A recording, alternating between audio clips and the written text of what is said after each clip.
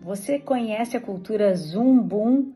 Certamente você conhece. Você pode não estar identificando essa expressão, mas a cultura Zumbum começou a partir da pandemia, com a videochamada e as reuniões online. E o que se viu nessa cultura Zumbum?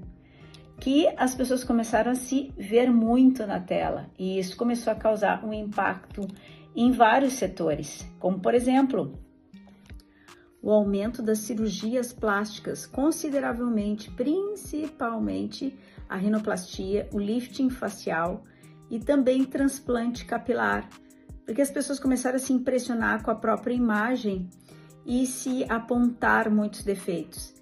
E nessa situação a gente traz duas questões. A primeira, o risco de transtorno de imagem, ou seja, o dismorfismo corporal, afetando muito a autoestima das pessoas, que no caso não é apenas tu não gostar muito de alguma característica, mas muito mais que isso.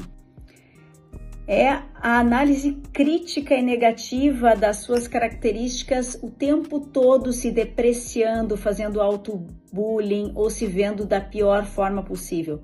Como se aquele defeito, que na verdade muitas vezes nem é, apenas é uma característica, fosse vista como a pior coisa para a pessoa. E a pessoa não consegue pensar em outra situação a não ser ficar obsessiva com a própria imagem, de uma forma a se colocar de uma maneira muito humilhante, sempre se vendo da pior maneira possível e só enxergando o defeito e não as qualidades. Foi por essa questão também que os filtros do Instagram e das mídias sociais cresceram tanto, porque as pessoas acabaram querendo se ver de uma outra forma. E não é apenas uma cor a mais ou a menos, ou um tom de pele a mais ou a menos. É se ver de uma outra forma, com filtros que modificavam muitas vezes o formato do rosto ou do nariz. A questão é que, a partir de amanhã, ou essa semana, esses filtros vão ser retirados e as pessoas vão ter que se encarar na sua realidade.